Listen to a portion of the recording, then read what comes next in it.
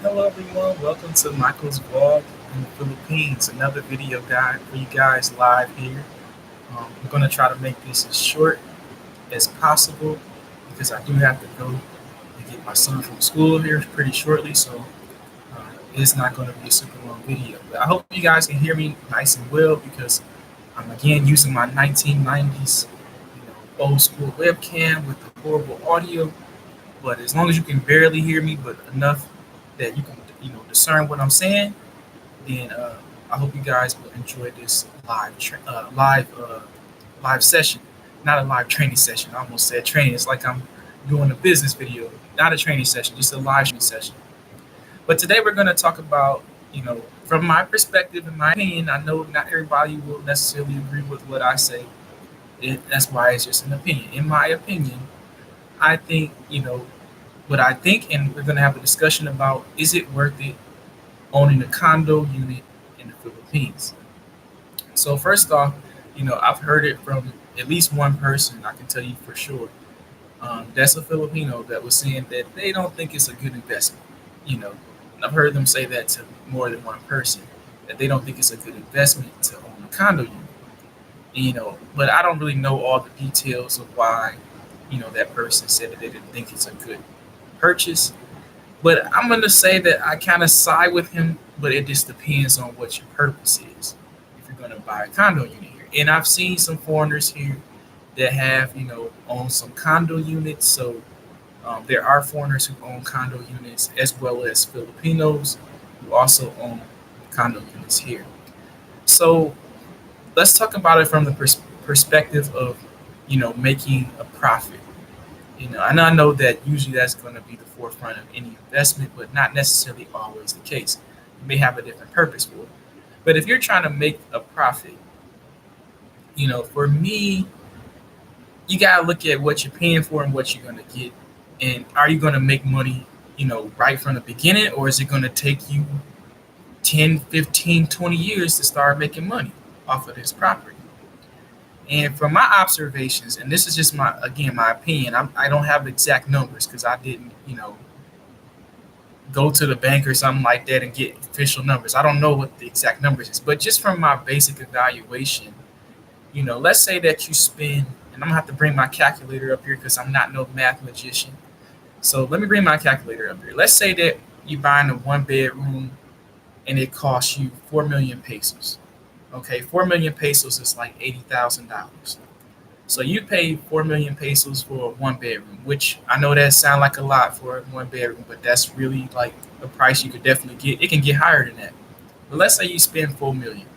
Or matter of fact, let's say you get a good deal. Let's say you spend 3 million pesos for a one bedroom, which is around $60,000. So you spending $60,000, and let's say you do a bank financing with it, and the most you can rent your place out for, let's say you're not getting a good deal like with me. I didn't think it was a good deal to pay 27,500 pesos for a rent. But let's say you get a little luckier than me, and no one tries to give you a bad deal for renting out the place. And you say, let's say you rent it out to a person for 25,000 pesos. So if you take 3 million pesos divided by 25,000, that's 120. That goes into there 120 times. Okay, and let's say that that's over a course of. Let me redo that. I'm sorry. Again, my math ain't that great, but 3 million pesos divided by 50 is $60,000. So 3 million pesos and divided by 25,000.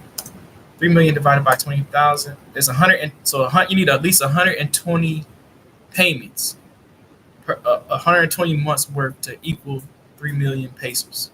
So if you divide that by 12, it would take you 10 years, assuming, not taking into account interest, it would take you 10 years to make 3 million pesos. 10 years without the interest that you're going to pay the bank, without calculating in the homeowner association fees that you will have to pay to the condo unit. It would take you a minimum of 10 years to equal that, which we know it's going to take a lot longer to make that money back because of all those other factors like the homeowners association fees and repairs that you may have to do over a course of 10 years. Any kind of changes in the marketplace, if for whatever reason the rent go down and your competition increases, you're gonna have some real problems. A lot of things could go wrong in 10 years, which we know is gonna take you longer than 10 years unless rent just incredibly goes up super high. Then yeah, then if luck is on your side, you're lucky. But you got a minimum of 10 years to try to make back that 3 million pesos. And for me, that's a very high risk investment. You got to factor in the management of that facility. Are they good people who are good managers? And if they're not, you may have some problems. Always remember you're a foreigner, so you may run into some problems with management. And you don't want to have those kind of problems. So you got to factor that into the equation as well. So when you're looking at that, 3 million pesos again divided by 25,000, assuming that you're renting your one bedroom condo out, would take 10 years minimum.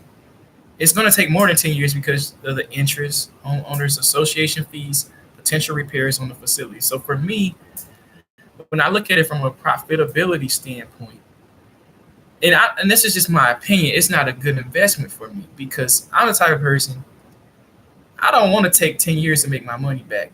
I want it to be no more than 5 to 6 years to make my money back. And I know some of you probably may be looking at it from the perspective, well, as long as my assets outweigh my liabilities, it's cool because you're looking at it from the perspective of, well, if my amortization is only 20,000, and maybe you can get an amortization that's 20,000 pesos every month. And then let's say you factor in your homeowners association fees and all that stuff, upkeep. Let's say that's only 2,000 pesos, which I don't know if that's realistic, but let's say that your liabilities are only 22,000, and you make a profit of 3,000 pesos every month from that. That's a small profit margin, and in my opinion, even if you look at it from an assets versus liability perspective, like looking at, okay, what are my expenses, and do I make a profit every month, even with my amortization and all the other fees? Even with that taken into account, that's a very small return on investment every month.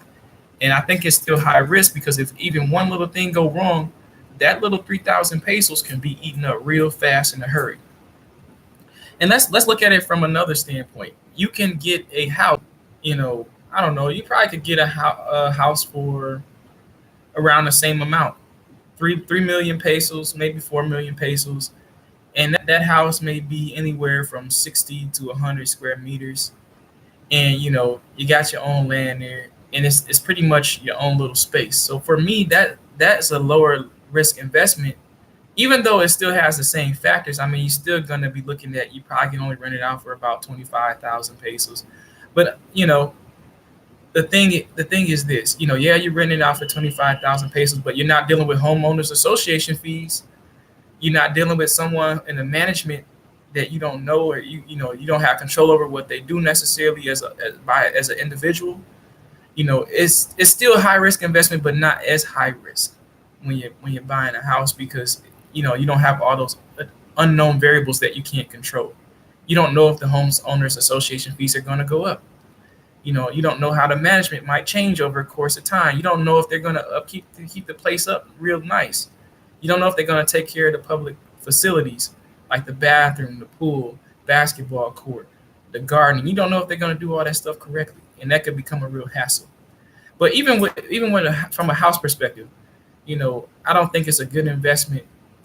And from my opinion, to invest in a house that is going to take you 10, 15 years to get your money back.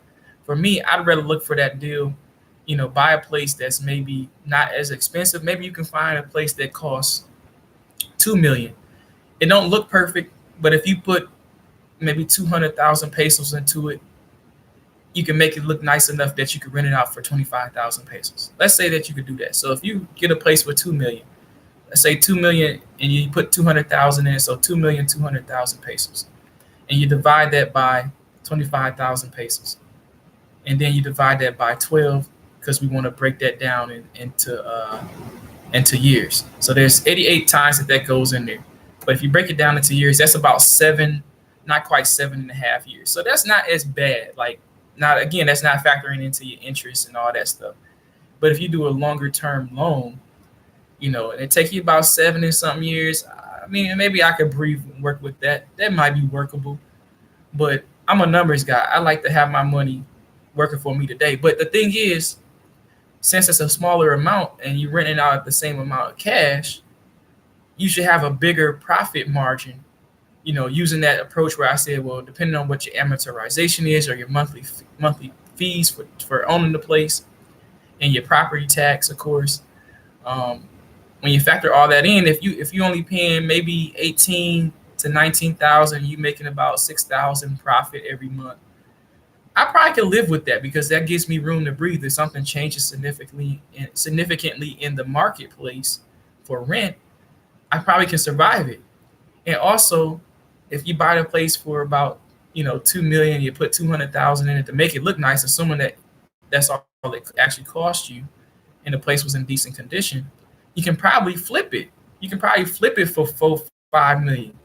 If you make it look real nice, because places that's like 60 to 80 square meters, if you make it look real nice and it only costs you about two to 2.5 million even, you can probably flip those places for 4, 5 million if got a good design on it and got some nice furnishings. You can probably flip that. Hey, what's up, cuz? My cousin from America is on here right now, watching me do this live stream. Man, cuz it's been a minute, man. Very long time since I didn't talk to you. I hope everything is good with you, and hope the music production is going great for your business. And we're going to have to get on the phone sometime and talk because it's been way too long, man. I done been through traumatizing earthquakes. I don't know if you knew that we had an earthquake here in the Philippines, man, but it was kind of wild not too long ago here. I saw a building get crumbled. And I'm sorry, I'm speaking a little bit slang for those who are Filipino. I guess I need to make sure I translate my language here. But yeah, sometimes I get to talking with family and I go into our own lingo, which is like our own language and how we speak. But yeah, man, yeah, it was an earthquake here, man. It tore up some stuff, but we good. Me and my family were safe. Nothing happened to us, fortunately. And we're gonna continue to be safe and be smart and do whatever we gotta do to stay out of any danger when the earthquakes do occur. But to get back on topic, I'm supposed to be staying focused. That's just my perspective about rent. I mean, buying a condo unit. Now, there's the other side of the equation too that you got to take into account. What if you not buying it to make money necessarily? If you're trying to buy it, for the sake, and I got to move my foot because my foot falling asleep here. I'm at this tiny condo and I can't get my foot under this table barely, so I got to have to push the table a little bit. But basically, if you buying it for not the sake of making money and you just buy it because you want the amenities, the basketball court, the pool, the community, then I think it's a perfect investment if you're buying it for that purpose. If you're not buying it because you want to make money, if you look at the parameters of what I'm saying, like 10 years and more is too long to be trying to make my money back. That's just my opinion. But if you agree with that, then yeah, it's a bad investment for you too. But if you're looking at it from the perspective of I'm buying it because I want a place for my family to interact with a bunch of people, have a community, have a pool, basketball court, have different events where you do things together, then that's perfect for you. I think a person like that should definitely buy a condo unit because you don't really get that experience when you rent in a regular neighborhood. And I know that because I rented in a regular neighborhood and I know what the experience is like. I'm not saying that's for every subdivision or neighborhood because that's not true. There are subdivisions and neighborhoods where they have the same things that these condominiums have, these condo units have, like the pools and the basketball courts. Actually, the place we were staying, they were supposed to have stuff like that, but the developer didn't finish the job. So that's what ended up happening with that. But I'm going to go ahead and wrap this video up because I need to get going. But if you got an opinion or thought about these condo units, if you own a condo unit and you're in the Philippines, tell me what's your experience? Have you been able to outweigh the amortization and the homeowners association fees and property taxes and all that stuff?